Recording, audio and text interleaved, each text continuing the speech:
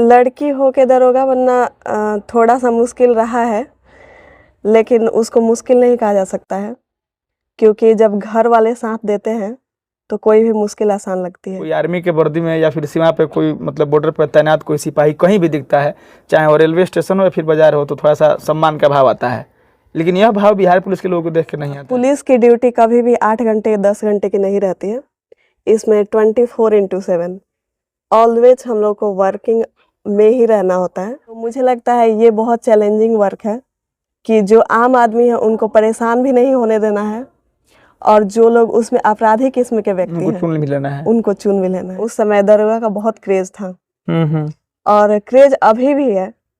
दरोगा, बिहार पुलिस में दरोगा बनना बहुत सारे लोगों की उम्मीदें हैं और बहुत सारे बच्चे उसके लिए तैयारी करते हैं। शुरुआत कैसे किए थे? बचपन से शौक था क्या दरोगा बनने का?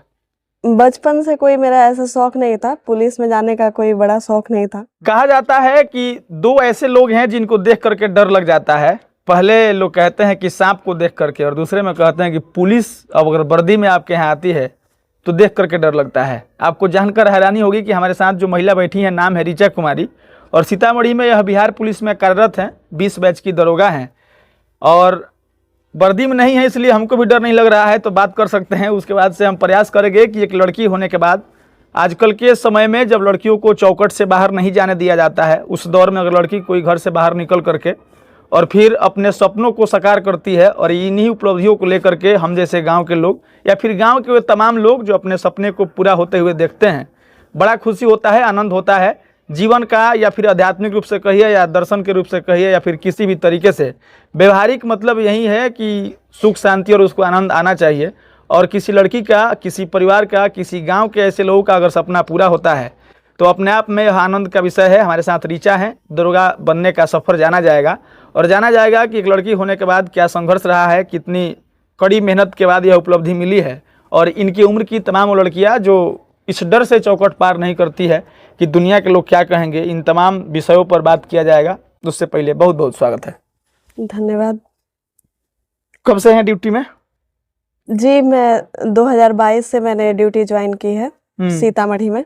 सीतामढ़ी में अभी? और मैं अभी सीतामढ़ी में ही सब इंस्पेक्टर के पद पे कार्यरत हूँ। शुरुआत कैसे किए थे? बचपन से शौक था क्या दरोगा बनने का? बचपन से कोई मेरा ऐसा शौक नहीं था, पुलिस में जाने का कोई बड़ा शौक नहीं था। मैंने अपनी स्कूली शिक्षा करने समय मैंने ये कभी नहीं सोचा था कि मैं एक दरोगा बनूंगी।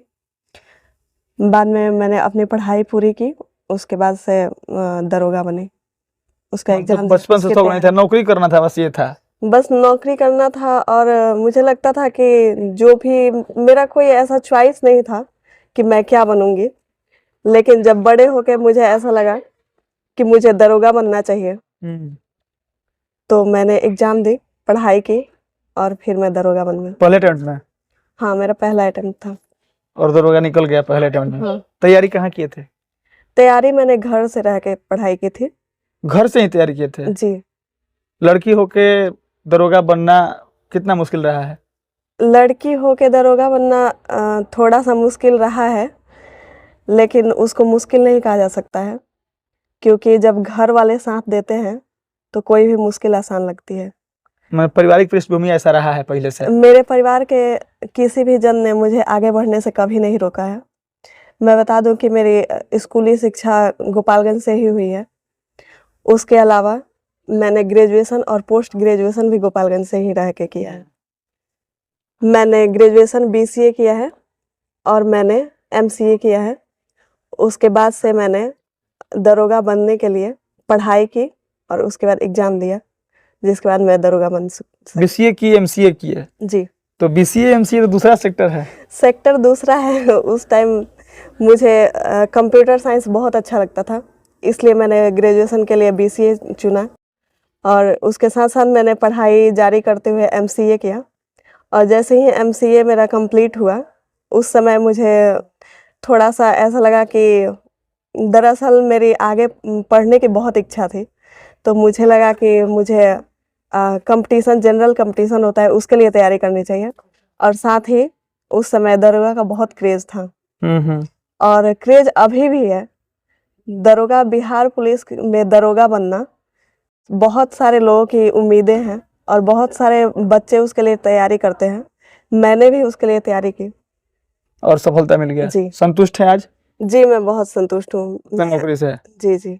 बहुत लोग होता है कि सब छोटा एक नौकरी हो गया, हुँ। अब हम बीपीएससी या यूपीएससी क्रैक करेंगे, ऐसा भी रहता है बहुत लोगों का ख्याल। जी, मेरा भी ख़्याल था, बट दरोगा इतना चैलेंजिंग पोस्ट है और वक्त नहीं मिलता है पढ़ने का। इतना ज़्यादा उसमें वर्क है कि आप अगर चाहे भी तो पढ़ाई कर सकते हैं, लेकिन उतने डेडिकेटेड होके थोड़ा-सा मुश्किल हो जाता है, क्योंकि आम इंसान के पास इतनी सारी उसके बाद ज़िम्मेदारियाँ इतनी सारी आ जाती हैं कि आप लोगों की मदद करने में इतने ज़्यादा बिज़ी हो जाएँगे कि थोड़ा-सा अपने ऊपर भी ध्यान रखना थोड़ा-सा मुश्किल लगेगा। आपको पता है आप जिस सेक्टर में जॉब करते हैं उस पे बड़ा मतलब आरोप रहता है। आरोप रहता है, लेकिन ये चैलेंजिंग वर्क है। लोगों का आरोप रहता है इसलिए क्योंकि वो लोग अच्छे से समझ नहीं पाते हैं। लेकिन मुझे ऐसा नहीं लगता कि इस जॉब में कोई भी ऐसा आरोप-प्रत्यारोप करने की ज़रूरत है, क्योंकि मैंने खुद किया है और मैं जानती हूँ कि ये जॉब बहुत ही बढ़िया है, चाहे वो लड़का हो, चाहे वो लड़की हो। एक मामले में किसी अन्य दरोगा जी से हमारी बात हुई थी और जैसा मैंने आपसे कहा कि आपके सेक्टर के तमाम बिहार पुलिस वर्दीधारी लोगों पे मतलब आरोप है, जी। वो हमको एक लाइन में कहे थे कि इस बात का उत्तर आपको तब समझ में आएगा जब आपके घर से कोई खाकी में आएगा। जी, बिल्कुल।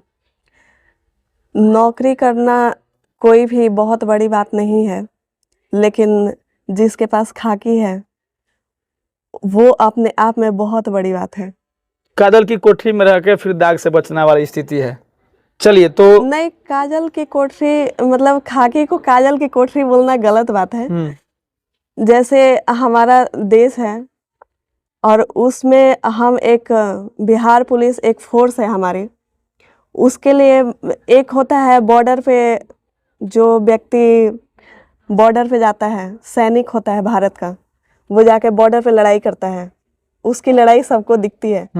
लेकिन जो पुलिस में रहता है, वो अपने ही जन के बीच में रह के और अपने ही लोगों के बीच में रहना है और साथ ही वैसे अपराधियों को भी बाहर निकालना है, जो लोग आम लोगों को परेशान करते हैं। तो मुझे लगता है ये बहुत चैलेंजिंग वर्क है कि जो आम आदमी है उनको परेशान भी नहीं होने देना है और जो लोग उसमें अपराधी किस्म के व्यक्ति उनको हैं, चुन भी लेना है। उनको चुन भी लेना है।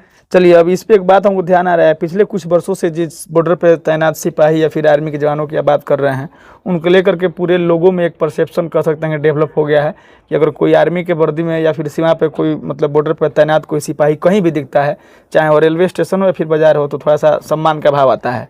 लेकिन यह भाव बिहार पुलिस के लोगों को देख के नहीं आता है। नहीं, मैंने अभी तक के ड्यूटी में मैंने ये चीज़ देखा है कि मैं जब भी पेट्रोलिंग में निकलती हूँ या फिर कई बार लोगों से बातचीत होती है थाने में भी, तो वो लोग मुझे सम्मानजनक दृष्टि से देखते हैं। और साथ ही कई बार ऐसा होता है कि मैं गश्ती में निकल रही हूँ, तो कई लोग मुझे मतलब चाहे वो लोग वर्दी नहीं भी पहने हैं, यहाँ तक कि बच्चे जो अभी पढ़ाई करने के एज में बिल्कुल छोटे से हैं, जो स्कूली शिक्षा कर रहे हैं, वो लोग भी मुझे सैल्यूट करके जाते हैं, चाहे उन्होंने वर्दी नहीं भी पहनी है। मुझे बहुत अच्छा लगता है और मैं बहुत ज़्यादा गौरवान्वित तो महसूस करती हूँ कि कि मैं बिहार पुलिस में हूँ और दरोगा के पद पे कार्य कर रही हूँ। लोग कहते हैं कि ड्यूटी 8 घंटा का होता है, लेकिन आपके विभाग के लोग कहते हैं कि वो 8 घंटा हम लोग का 24 घंटा ही रहता है। जी, पुलिस की ड्यूटी कभी भी 8 घंटे 10 घंटे की नहीं रहती है। इसमें 24/7 ऑलवेज हम लोग को वर्किंग में ही रहना होता है। जब भी हो सकता है कि हमारी ड्यूटी कोई दे दी जाती है कि ये आपकी पेट्रोलिंग ड्यूटी है या फिर थाने में ओडी ड्यूटी है, जो भी ड्यूटी रहती है उसके लिए दिया जाता है टाइम वर्क, उतना टाइमिंग फिक्स रहता है। लेकिन उसके अलावा कभी भी जैसे अगर कोई आपराधिक घटना घट जाती है या फिर कोई भी ऐसा रिक्वायरमेंट होता है, तुरंत जाना तो पड़ता है। उस टाइम हम लोग को तुरंत जाना होता है और ये बहुत चैलेंजिंग टास्क है और मुझे अच्छा लगता है कि मुझे सेवा करने का मौका मिलता है लोगों का और चुनौतियों का सामना करने का मौका मिलता है। हाँ। अच्छा, गांव से फोन जाता है कि फलाना देखिए उतनी पैरवी करे भाई सब किस लेके? पैरवी वगैरह ठीक है। लोग देखिए, कोई भी व्यक्ति का अगर आदमी अगर वो अपराधी भी हो तो भी कोई भी व्यक्ति चाहता है कि मेरे घर में जो व्यक्ति है उससे लगाव रहता है। वो लोग चाहते हैं कि मेरे भाई बहन जो भी हैं उनके साथ कुछ भी ना हो। वो लोग चाहते हैं बचना, लेकिन कोई भी रहेगा अपराधी कहाँ तक बच सकता है। आपको अपने हिसाब से ही काम करना जी है, बिल्कुल। सुनना कोई सबका भी है। व्यक्ति रहता है, अगर हम एक दरोगा के पद पे हैं, चाहे कोई भी पुलिस विभाग में है, तो वो कभी भी लॉ एंड ऑर्डर में ही रह के काम करता है। भले पर भी सबका सुन लेगा। नहीं, पैरवी जितना कोई कर रहा है वो बातें सुनने सुनाने वाली बातें हैं, लेकिन कभी भी कोई गैर कानूनी काम नहीं कर सकता है, क्योंकि ना तो हम कानून से हम भी बंधे हुए हैं और आप भी बंधे हुए हैं। ना तो हम उसे तोड़ सकते हैं, उसको तोड़ने का अधिकार मुझे भी नहीं है।